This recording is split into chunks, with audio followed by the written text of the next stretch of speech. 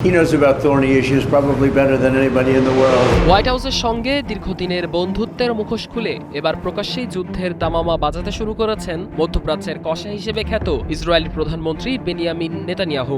যুক্তরাষ্ট্রের Donald Trump প্রশাসনের সঙ্গে তীব্র মতপার্থক্যের জেরে তিনি রীতিমতো বিস্ফোরক ঘোষণা দিয়েছেন। আর নয় আমেরিকা, এখন থেকে নিজেদের অস্ত্র নিজেরাই বানাবে ইসরায়েল। বছরের পর বছর ধরে মার্কিন করদাতাদের ট্যাক্সের টাকায় যে দেশ নিজেদের সামরিক পরাশক্তি হিসেবে গড়ে তুলেছে, তাদের মুখ থেকে এমন হটকারী ঘোষণা আজ বিশ্বজুড়ে এক চরম বিদ্রূপের মতোই শোনাচ্ছে।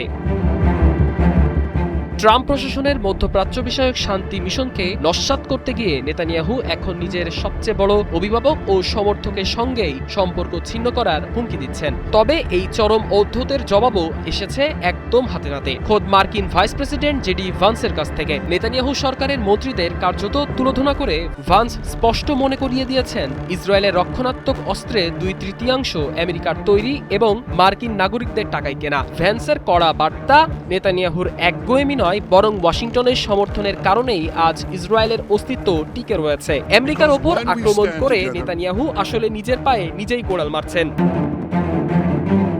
নেতানিয়াহুর এই হঠাৎ খেপে যাওয়ার কারণটা কি? এর মূলে রয়েছে ইরান এবং আমেরিকার মধ্যে হওয়া সদ্য ঘোষিত ইসলামাবাদ সমঝোতা। নতুন এই শান্তি চুক্তি তেল আবিবের রাতের ঘুম কেড়ে নিয়েছে। 14 দফায় এই চুক্তির ফলে মধ্যপ্রাচ্যে দীর্ঘদিনের যুদ্ধ থামার যে জোরালো ইঙ্গিত পাওয়া যাচ্ছে, তা নেতানিয়াহুর যুদ্ধবাজ রাজনীতির কফিনে শেষ পেরেক ঠুকে দিয়েছে। লেবাননে হামলা বন্ধ করা এবং হরমুজ প্রণালী উন্মুক্ত করার মতো শান্তি শর্তগুলো কোনোভাবেই মেনে নিতে পারছেন না নেতানিয়াহু। ফলে নিজের রাজনৈতিক অস্তিত্ব ও যুদ্ধ টিকিয়ে রাখতে তিনি এখন খোদ ওয়াশিংটনের সঙ্গেই দ্বন্দ্বে জড়িয়ে পড়েছেন।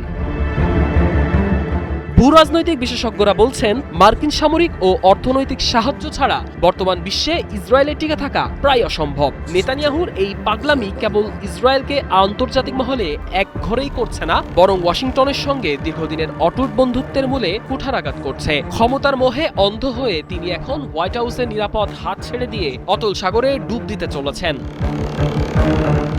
ট্রাম্প প্রশাসন পরিষ্কার বুঝিয়ে দিয়েছে, তারা আর নেতানিয়াহুর এই বোকামি ও ঔদ্ধতাকে আগের মতো প্রশ্রয় দিতে রাজি না। সবচেয়ে বড় বন্ধুর হাত ঠেলে দিয়ে নিজের জন্য চরম শত্রুতা ডেকে আনা এই নেতার পতন এখন শুধু সময়ের ব্যাপার মাত্র।